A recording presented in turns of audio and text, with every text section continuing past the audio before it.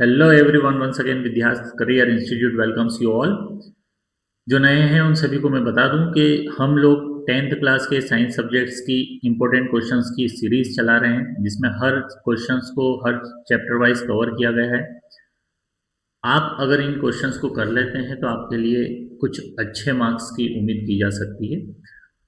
आप बशर्त आप अपने तरफ से 100% देने की कोशिश करें, है ना। समय ज़्यादा नहीं रहा है, अब हम लोग उसको जितना ज़्यादा अच्छे से और जितना ज़्यादा कर सकते हैं करने की कोशिश करें। तो विदाउट वेस्टिंग आवर टाइम हम शुरू करने वाले हैं आज का अपना chapter magnetic effect of electric current. ठीक है, मतलब आप देखें कि हम ऑलरेडी इतने कंटिन्यू, मैंने बेसिक से शुरू किया था, हम पूरा साइंस को कंप्लीट करने वाले हैं अब। तो अगर जो साथ में करते जा रहे हैं उनके लिए नो डाउट कॉन्सेप्ट्स क्लियर होंगे। जिन्होंने नहीं किया है उनके लिए वीडियोस ऑलरेडी डिस्क्रिप्शंस में अवेलेबल है, आप जाकर एक बार देख लें। आपको सारी चीज़ें, सारे फंडास क्लियर हो जाएंगे, 1 to 1 सारी चीज़ें क्लियर हो जाएंगी। ठीक है, तो आप इस चीज़ को जरूर देखें। तो देखें, magnetic effect of electric current पर बात कर रहे हैं। आज का हमारा जो टॉपिक है वो magnetic effect of electric current है।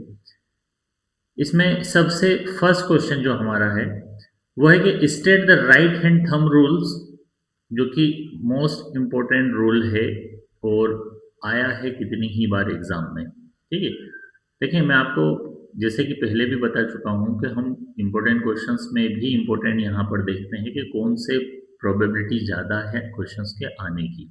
ठीक है, तो राइट हैंड थंब रूल पर अगर बात करते हैं, यहाँ पर दो अलग अलग तरह के रूल्स होते हैं जिनके बेसिस पर बच्चे कंफ्यूज हो जाते हैं। आप यहाँ पर ध्यान रखना कि जो हम थंब रूल बोल रहे हैं वो हम राइट हैंड थंब रूल बोल रहे हैं। ठीक है, राइट हैंड थंब रूल से मतलब ये है कि हमारा जो सीधा हाथ है उसके थंब की बात कर रहे हैं कि अगर कोई सा वायर, सपोज ये हमने बोला लाइव वायर है जिसमें करंट फ्लो हो रहा है। अब इस पॉइंट की तरफ अगर हम कहें कि करंट का डायरेक्शन है, फ्लो इस डायरेक्शन में हो रहा है करंट, और मैं राइट हैंड से अगर इस वायर को इस तरह से रोटेट करूंगा और थंब जो है मेरा किस डायरेक्शन में रहेगा, जिस डायरेक्शन में करंट फ्लो हो रहा है। ठीक है, तो जब इस तरीके से अगर हम हाथ को पकड़ेंगे तो थंब क्या करेगा, डायरेक्शन ऑफ करंट को रिप्रेजेंट कर रहा है कि किस डायरेक्शन में करंट फ्लो हो रहा है। और जो ये हमारी फिंगर जो इंसर्कल हो रही है ये वायर के अराउंड इस डायरेक्शन में रोटेट हो रही है, अपोजिट में तो रोटेट हो नहीं सकती। जब हम वायर को पकड़ेंगे तो ऐसे ही पकड़ेंगे ना। तो ये जो हमारा फिंगर का जो इंसर्कलिंग द फिंगर है, ये एक्चुअल में क्या करेगी, direction of magnetic field line को रिप्रेजेंट करेगी। यही बड़ा सिंपल सा थंब हैंड रूल है कि थंब वायर के करंट को फ्लो करेगा तो बाकी फिंगर जिस डायरेक्शन में मुड़ रही है, घूम रही है, उस डायरेक्शन में जनरली मैग्नेटिक फील्ड लाइंस होगी।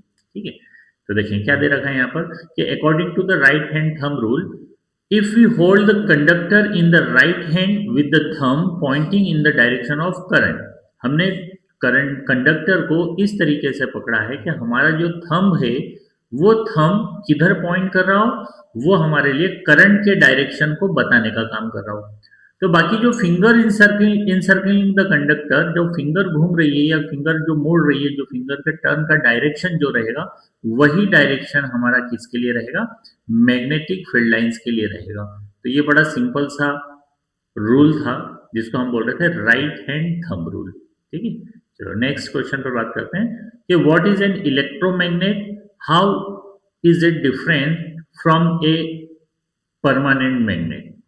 ये इलेक्ट्रोमैग्नेट नाम से क्लियर है। देखो इलेक्ट्रोमैग्नेट यानी इलेक्ट्रिसिटी भी आ रही है और मैग्नेटिज्म भी हो रहा है।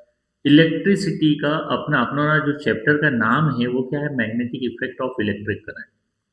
इलेक्ट्रिसिटी का ही मैग्नेटिक इफेक्ट पर बात करें। मैग्नेट की प्रॉपर्टी क्या होती है, मैग्नेट की प्रॉपर्टी को अपन ऐसा समझे कि कोई सा मैग्नेट है तो वो पावर ऑफ अट्रैक्शन का एक जोन तैयार करता है, जिस जोन में हम किसी चीज को लेकर जाते हैं तो खुद ब खुद उसकी तरफ अट्रैक्ट होकर चली जाती है। तो वो मैग्नेटिक फील्ड बोला कि उसने power of zone attraction of power को वहां पर डेवलप किया। In the same way electricity भी वही करती है कि अगर कोई सा वायर है जिसमें कि करंट फ्लो हो रहा है, जिसको हम लाइव वायर बोल सकते हैं, तो वो करंट अपने आप में एक मैग्नेटिज्म को रिप्रेजेंट करेगा। वो मैग्नेटिज्म से मतलब ये कि वो मैग्नेटिक प्रॉपर्टी को रिप्रेजेंट करते हुए एक पावर ऑफ अट्रैक्शन डेवलप करेगा, वो मैग्नेटिक फील्ड होगी। तो वो एक्चुअल में मैग्नेट की तरह बिहेव कर रहा है, लेकिन कब, जब इलेक्ट्रिसिटी फ्लो हो रही है। इलेक्ट्रिसिटी बंद करेंगे तो वो मैग्नेटिक इफेक्ट भी क्या हो जाएगा, खत्म हो जाएगा। फिर इलेक्ट्रोमैग्नेटिक वही है कि ये हमारे लिए डिफरेंट क्यों है परमानेंट मैग्नेट से, क्योंकि परमानेंट मैग्नेट जो होता है वो इलेक्ट्रिसिटी पर डिपेंड नहीं करता है। इलेक्ट्रिसिटी नहीं भी होगी तो वो मैग्नेट की ही तरह काम करेगा, इसलिए बोल रहे हैं परमानेंट, हमेशा के लिए वो मैग्नेट है। ठीक, तो यहाँ पर क्या दे रखा है कि an electromagnet is the temporary strong magnet made by the winding a coil of insulated wire around a soft iron core and passing the current through it. हमने क्या किया कि एक कॉइल तैयार किया, इलेक्ट्रोमैग्नेट बना रहे हैं, मतलब हमने क्या किया कि एक कॉइल तैयार की, कॉइल के ऊपर हम क्या कर रहे हैं, जैसे हमने सोलेनॉइड वगैरह बनाते हैं ना, ऐसा उसमें भी हम वायर लपेट दें। तो हमने यहाँ पर कॉइल बात करी और कॉइल के ऊपर हमने क्या कर दिया, कॉइल ऐसी गोल होती है, कॉइल पर हमने क्या कर दिए, वायर को लपेट दिया, और इंसुलेटेड वायर है वो हमारे लिए। तो उसमें फिर क्या कर रहे हैं, करंट को फ्लो कर रहे हैं। तो वो जो कॉइल है वो किसकी तरह बिहेव करने लगेगी, मैग्नेट की तरह बिहेव करने लगेगी, और जब तक ही करेगी जब तक इलेक्ट्रिसिटी पास होती। तो electromagnetic works only when the current flows, तभी काम करेगी जब करंट फ्लो होगा। परमानेंट मैग्नेट हमेशा मैग्नेटिज्म को रिप्रेजेंट करते हैं। Strength of electromagnetic can be change, अगर हम पावर ज्यादा दे रहे हैं इलेक्ट्रिसिटी की, यानी इलेक्ट्रिक फील्ड ज्यादा डेवलप होगी, मैग्नेटिज्म ज्यादा होगा। पावर कम करेंगे इलेक्ट्रिसिटी का तो मैग्नेटिक फील्ड भी कम बनेगी, तो मैग्नेटिज्म कम हो जाएगा। लेकिन परमानेंट मैग्नेट की स्ट्रेंथ को हम चेंज नहीं कर सकते हैं। ठीक है, चलो नेक्स्ट क्वेश्चन पर बात करते हैं। हमारा नेक्स्ट क्वेश्चन है कि what is a solenoid, state it's uses. अभी मैंने आपको बताया सोलेनॉइड्स क्या होता है। सोलेनॉइड्स हम यूं कह सकते हैं एक सिलेंड्रिकल सॉफ्ट आयरन कोर का बना हुआ एक मटेरियल का हम कह सकते हैं ये है, और इसके ऊपर फिर क्या करते हैं, हम वायर को लपेट देते हैं। अब एक तरफ वायर हम टर्मिनल से जोड़ रहे हैं पॉजिटिव से, और एक तरफ हम टर्मिनल जोड़ रहे हैं कौन सा, नेगेटिव। तो ये हमने बैटरी से कनेक्ट कर दिया, ये हमारे लिए सोलेनॉइड बन गया। कि ए सोलेनॉइड एक सिलेंड्रिकल कॉइल है of many turns of insulated copper wire, जिसके ऊपर हम कई कॉपर वायर के टर्न ले सकते हैं। व्हेन करंट फ्लोज, जब उसमें करंट फ्लो होता है तो क्या करेगा, ये एक मैग्नेटिक फील्ड डेवलप करेगा, जैसे कि बार मैग्नेट डेवलप करता है। ठीक है, बार मैग्नेट कैसे मैग्नेटिक फील्ड डेवलप करता है, सपोज ये हमारे लिए नॉर्थ पोल और ये साउथ पोल है, तो मैग्नेटिक फील्ड लाइंस हमेशा इस तरीके से रिप्रेजेंट करते हैं, कैसे कि नॉर्थ टुवर्ड द साउथ, इस तरह से हमारे लिए मैग्नेटिक फील्ड लाइंस होगी। ठीक है, इस तरह से मैग्नेटिक फील्ड लाइन रहेगी, इस डायरेक्शन को रिप्रेजेंट करेगा वो। ठीक है, तो इसमें अब कई सर्कल हो सकते हैं, जरूरी नहीं कि एक हो, वो डिपेंड कर रहा है हम कितनी स्ट्रेंथ वाला ले रहे हैं। In the same way solenoid भी इसी तरीके से रिप्रेजेंट करेगा अपने मैग्नेटिक फील्ड लाइन जो बनाएगा वो जिस तरह से हम ये बना रहे थे, इसी तरह से ये भी बनाएगा हमारे मैग्नेटिक फील्ड लाइन्स, ये भी डेवलप करेगा। ठीक है, तो बार मैग्नेट की तरह ये मैग्नेटिक फील्ड लाइन्स डेवलप कर रहा है। यूज क्या है कि solenoids are use to make the electromagnets, electromagnets बनाने के लिए इस्तेमाल कर रहे हैं इन द इलेक्ट्रिकल डिवाइस, जैसे कि हमने बोल दिया इलेक्ट्रिक बेल वगैरह। आप देखेंगे इलेक्ट्रिक बेल में क्या हो रहा है, इलेक्ट्रिक बेल का फिनोमिनन क्या है, आपने देखा हो तो उस पर एक मेटल का बॉक्स होता है अंदर, जिसके ऊपर एक हैमर लगा हुआ होता है। वो हैमर क्या करता है, बार बार इस इलेक्ट्रिक बेल पर टकराता है, ठोकता है, तब जाकर वो जो बॉक्स जो हमारा मेटेलिक बाउल वगैरह या जो भी लगा हुआ है वो क्या करता है, साउंड क्रिएट करता है। तो हो क्या रहा है कि वहां पर करंट जो जा रहा है वो हमारे लिए कैसा जा रहा है, वो हमारे लिए करंट गया रुका, करंट गया रुका, मतलब अल्टरनेट फॉर्म में करंट जा रहा है।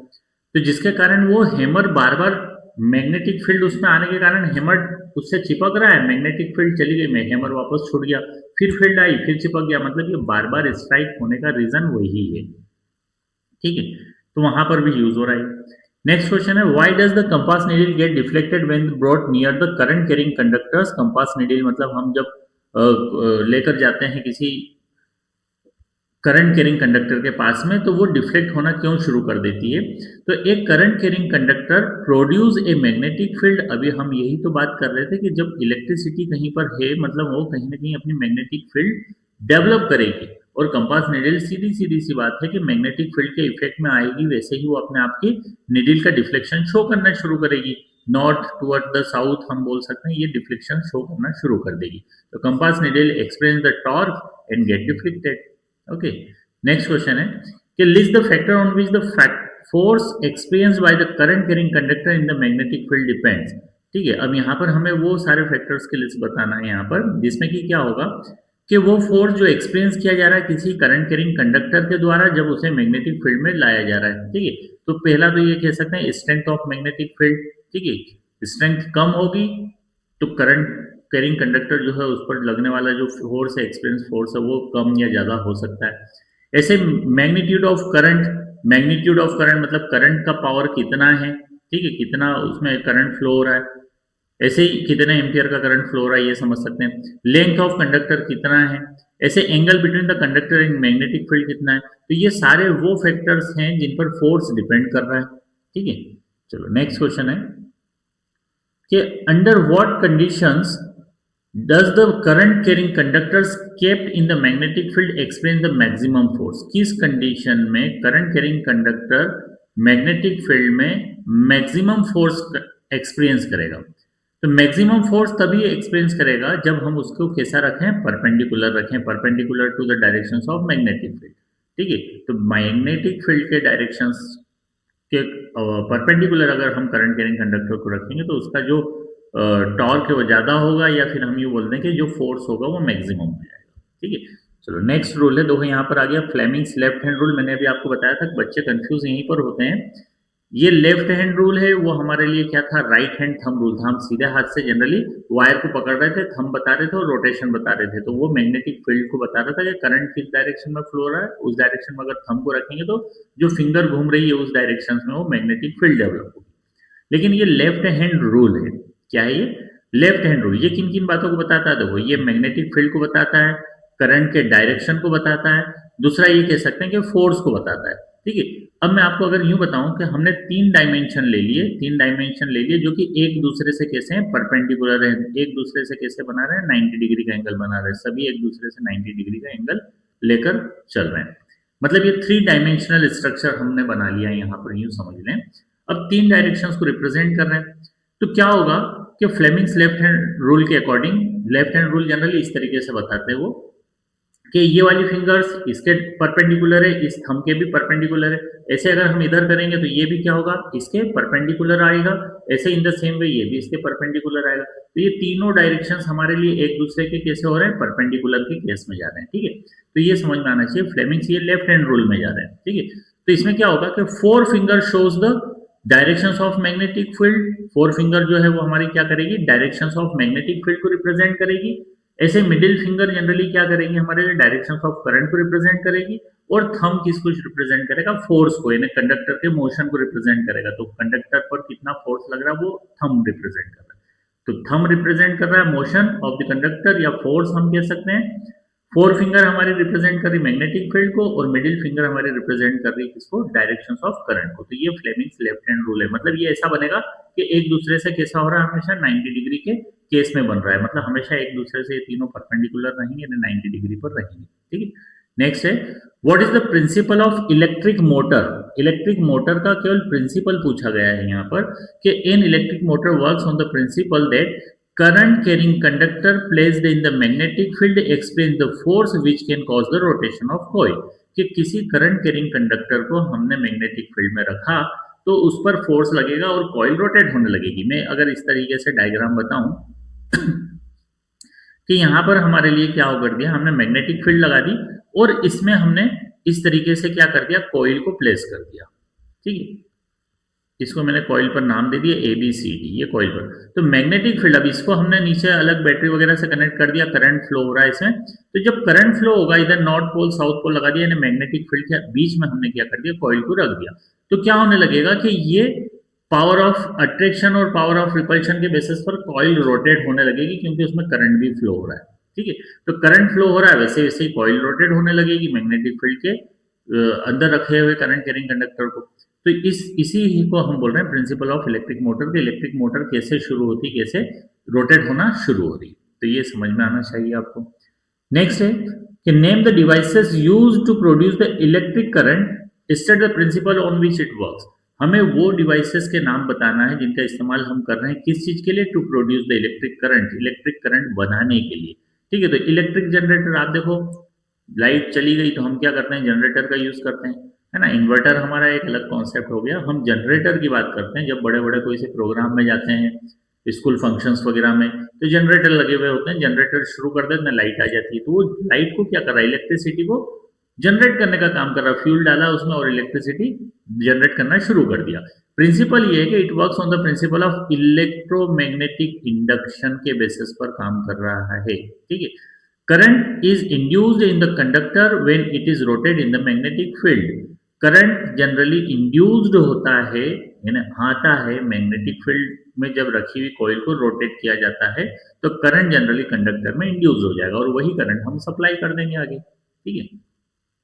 ऐसे ही देखें फ्लेमिंग्स राइट हैंड रूल, अब देखो वो राइट हैंड थंब रूल था और ये केवल क्या है, राइट हैंड रूल है कि according Fleming's right hand rule, if we stretch thumb four finger middle finger of the right hand mutually perpendicular, then directions of magnetic field, motion of conductor and directions of induced current, ये तीनों हमारे लिए represent करेंगे। ये वही चीज है जो मैंने अभी आपको बताई थी, लेफ्ट हैंड रूल के बेसिस पर हमने बताया था, वैसे ये हमारे लिए राइट हैंड थंब रूल है।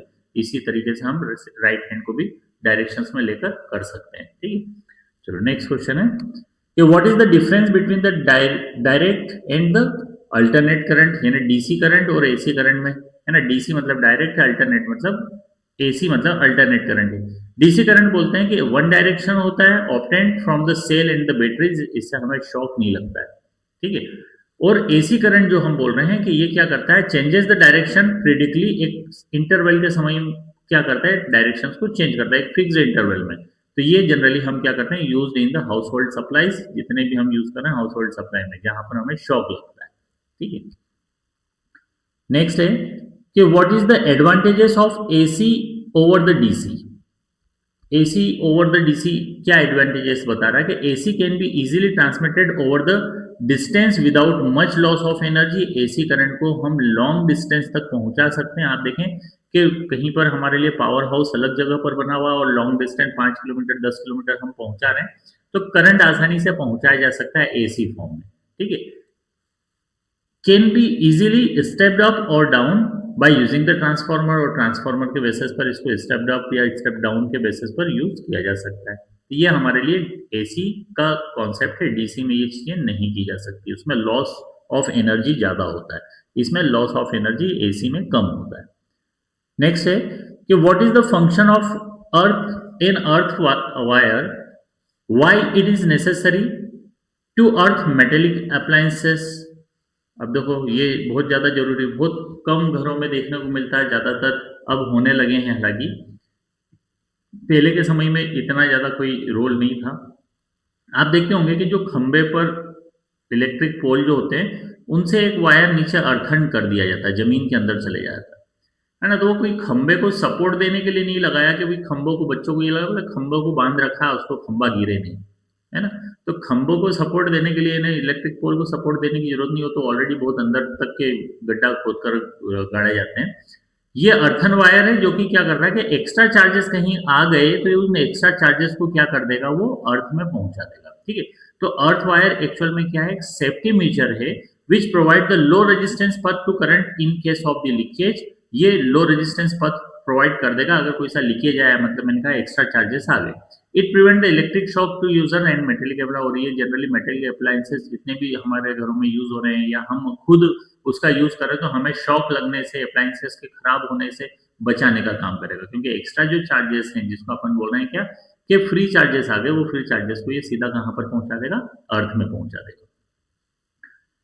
Why, what is the role of fuse in the domestic circuit. देखो ये भी इंपॉर्टेंट क्वेश्चन है, समझे इसको।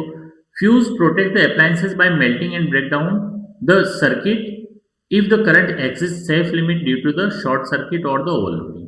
फ्यूज वायर क्या है, आपने देखा होगा कि आपके घरों में जनरली इस तरह से कटआउट लगे हुए होते हैं, ठीक है। उन कटआउट में क्या करते हैं हम कि फ्यूज वायर को इस तरीके से लगा देते हैं। वो फ्यूज वायर का मेल्टिंग पॉइंट बहुत लो होता है। जब हायर अमाउंट ऑफ एनर्जी अगर आ गई, यानी ज्यादा मात्रा में इलेक्ट्रिसिटी आ गई, तो क्या होगा कि वोल्टेज बढ़ेगा एकदम, तो वो इतना ज्यादा, अगर घर में यूज होने वाले वोल्टेज से ज्यादा वोल्टेज आ गया, ज्यादा एम्पियर आ गया, तो ये क्या हो जाएगा, मेल्ट हो जाएगा। मेल्ट हो जाएगा तो घर के अंदर की जो लाइन है वहां तक ये सप्लाई ही नहीं होने देगा एक्स्ट्रा इलेक्ट्रिसिटी को, क्योंकि ये खुद ही मेल्ट हो गया। दूसरा सबसे बड़ा कारण ये बताऊं मैं कि कितनी बार क्या होता है कि किसी को शॉक लगा, तो करंट लगेगा तो उसकी बॉडी ऑलरेडी हाइड्रेटेड है, मिनरल्स वगैरह मौजूद है, तो करंट को आसानी से कंडक्ट करेगी, तो ज़्यादा पावर खींचने लगेगी जब शॉक लगा।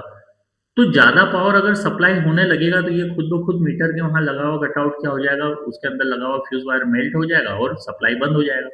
तो व्यक्ति के जान जाने से बच गया।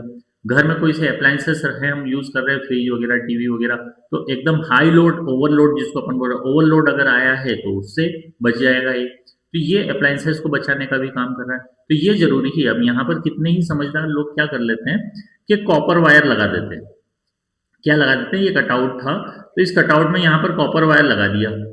कॉपर वायर लगाना सबसे बड़ी मूर्खता है, ठीक है, क्योंकि कॉपर वायर का मेल्टिंग पॉइंट हाई होता है। फ्यूज वायर जो चीज़ यहाँ यूज़ करना है, मतलब ये तो वैसा ही हो गया ना, हम पैंट को शर्ट बनाकर नहीं पहन सकते हैं, ठीक है। तो ये चीज़ ध्यान रखना कि हम फ्यूज वायर का इस्तेमाल कर रहे हैं, तो फ्यूज वायर का इस्तेमाल क्यों कर रहे हैं, साइंटिफिकली प्रूवन है ना। कॉपर वायर क्यों नहीं लगाया जाता, तो वो भी हमें पता है, ठीक है। तो हम ये फ्यूज वायर ही यूज़ करें। अगर अभी आपके घरों में कटआउट में अगर कॉपर वायर वगैरह लगे हैं तो आप जाकर उसको बिल्कुल चेंज करवाएं, उसको फ्यूज वायर ही लगवाएं, ठीक है। चलो नेक्स्ट क्वेश्चन पर बात करते हैं। Define the galvanometer. गैल्वेनोमीटर क्या है एक्चुअल में? गैल्वेनोमीटर एक ऐसा डिवाइस है जिसका इस्तेमाल किया जाता है किस चीज को डिटेक्ट और मेजर करने के लिए, इलेक्ट्रिक करंट को, छोटा सा स्मॉल इलेक्ट्रिक करंट को मेजर करने के लिए इस्तेमाल किया जाता है। It works on the principal that the current carrying coil placed in the magnetic field, और ये केवल इसी प्रिंसिपल पर काम करता है कि करंट कैरिंग कंडक्टर है, जो कॉइल है, उसको हमने मैग्नेटिक फील्ड में रखा हुआ और उसको टॉर्क एक्सपीरियंस हो रहा है, तो वो हमारे लिए गैल्वेनोमीटर है, ठीक है। नेक्स्ट क्वेश्चन पर बात करते हैं कि give some source of direct. भाई डीसी करंट हमें किन किन चीजों से मिल सकता है, मैंने आपको बताया, जिनसे हमको शॉक नहीं लगता है, ठीक है। ड्राई सेल, हम सेल यूज करते हैं जनरली, वॉचेस वगैरह में यूज करते हैं, बच्चों के टॉयज में यूज करते हैं ना, बटन सेल्स हम यूज करते हैं, लीड एसिड बैटरी घरों में इन्वर्टर के रूप में यूज की जाती है। तो ये सब हमारे लिए क्या है, एक्चुअल में डीसी जनरेटर, जिसको हम बोल सकते हैं डीसी करंट डेवलप करने का काम कर रहा है। तो ये सारे डिवाइसेस हमारे लिए क्या करते हैं, डीसी करंट देते हैं। नेक्स्ट है कि study the properties of magnetic field lines. Magnetic field lines की प्रॉपर्टीज क्या क्या है, तो they are emerge from the north pole and enter to the south pole. अभी मैंने आपको ऐसा बार मैग्नेट बनाकर बताया था और ऊपर इस तरीके से फील्ड लाइन बनाई थी कि नॉर्थ टू साउथ क्या होगा, फील्ड का डायरेक्शन रहेगा, इस तरीके से वो डायरेक्शंस को रिप्रेजेंट करेगी, ठीक है। इस तरह से हम डायरेक्शंस को रिप्रेजेंट कर सकते हैं। नीचे भी अगर देखेंगे तो वो नॉर्थ टू साउथ ही रिप्रेजेंट करेगी और सब एक दूसरे के पैरेलल होती। पैरेलल होती मतलब क्या, कि यहाँ यहाँ यहाँ यहाँ अगर हम देखेंगे तो पैरेलल ही रहेगी। ये कभी भी ऐसा नहीं होगा कि ये बार मैग्नेट था, एक फील्ड लाइन ऐसी आई तो दूसरी ऐसी आ गई। ये कभी भी एक दूसरे को ये इंटरसेक्ट, जैसे यहाँ पर इंटरसेक्ट कर रही, कभी भी इंटरसेक्ट नहीं करेगी, ठीक है। तो ये इमर्ज होगी नॉर्थ पोल से और कहाँ इंटर हो रही है हमारे लिए, साउथ पोल में। ऐसे they form close continuous curve, ये क्लोज कंटिन्यूस कर्व डेवलप करने का काम करेगी। The tangents at any points give the directions of magnetic field. जैसे टेंजेंट हम बोलते हैं कि इसको, अगर सपोज हमने कहा सर्कल है तो सर्कल का ये रेडियस हो गया, तो रेडियस से वो क्या बनाता है, हमेशा 90 डिग्री बनाता है, वो टेंजेंट कहला रहा है। तो यहाँ पर अगर कोई सा टेंजेंट बन रहा है तो वो हमेशा मैग्नेटिक फील्ड को रिप्रेजेंट करेगा, हर एक पॉइंट पर अलग टेंजेंट डेवलप होगा, ठीक है। तो क्योंकि सर्कल में हम कंसिडर करते हैं ना कि हर एक पॉइंट पर एक अलग एंगल बनता है, तो ये टेंजेंट हमारे लिए जनरली डेवलप होगा, तो वो मैग्नेटिक फील्ड लाइन को बताएगा। Two magnetic field lines never intersect each other. ये पॉइंट मैंने अभी आपको समझाया, क्योंकि वो एक दूसरे के पैरेलल होती है, पैरेलल लाइंस कभी भी इंटरसेक्ट नहीं करती। Closer lines indicate the strong magnetic field. जितनी पास पास लाइन बनेगी वो उतनी ज्यादा मैग्नेटिक फील्ड लाइन को रिप्रेजेंट कर रही है, मतलब उतनी ज्यादा स्ट्रॉन्गनेस ऑफ मैग्नेटिक फील्ड को रिप्रेजेंट कर रही है। क्लोजर लाइन जितनी होगी उतनी ज्यादा मैग्नेटिक फील्ड स्ट्रॉन्ग होगी, ठीक है। नेक्स्ट है, what are the uses of an electromagnet. Electromagnet के यूजेस कहाँ है, अभी अपनों ने एक ऊपर अभी यूज देखा ही था कि हम क्या करते हैं जनरली, इलेक्ट्रोमैग्नेट का यूज इलेक्ट्रिक मोटर में हम करते हैं, ठीक है। हमने वहां पर बेल वगैरह का भी यूज एग्जांपल देखा था कि घर में इलेक्ट्रिक बेल लगी है तो इलेक्ट्रिक बेल में भी यूज हो रहा था, तो ये वही यूज है, use in the electric bells, है ना। रिलेज वगैरह में भी यूज कर सकते हैं। Use in cranes to lift the heavy iron object. Heavy iron object को उठाने के लिए क्रेन्स में यूज करते हैं। Use in the electric motor, generator and loudspeaker. Use in the magnetic separation of material, तो ये हमें समझ में आना चाहिए। तो use in the magnetic separation of material, magnetic separations of material में इसका यूज किया जाता है। नेक्स्ट है Why is the magnetic field inside the solenoid uniform? Magnetic field uniform क्यों होती है सोलेनॉइड के अंदर? The magnetic field inside the solenoid is uniform because field lines are parallel. Field lines कैसी है? पैरेलल है, इक्वली स्पेस्ड है, मतलब उनके बीच में जगह जो है बराबर है, ठीक है, और सेम डायरेक्शंस में है। तो ये 3 रीजन है जिसके कारण सोलेनॉइड के अंदर मैग्नेटिक फील्ड जो कि कैसी रहेगी? यूनिफॉर्म कंडीशन में रहेगी, ठीक है। तो ये हमारे आज का बड़ा सिंपल सा छोटा सा चैप्टर्स था जिसमें हमने बड़े आसान सी लैंग्वेज में सब कुछ सीखा। उम्मीद है आपको समझ में आई होगी, चीज़ें अच्छी लगी होगी, और अगर अच्छी लगी है, समझ में आई है, तो आप ज़रूर वीडियो को लाइक और शेयर सब्सक्राइब करें। और सबसे इम्पोर्टेंट बात, आप लाइक शेयर सब्सक्राइब करो या ना करो, पढ़ाई ज़रूर कर लेना, ठीक है। आपके मार्क्स अच्छे आएंगे तो मुझे खुशी होगी, ठीक है। तो in the end again I से कि पढ़ो दिल से, समझो स्माइल से, पढ़ो इतना क्लियर कि डाउट हो disappear, clear concept, confident minds from confusion to clarity with Zaheen sir. Thank you everyone, thank you to all of you.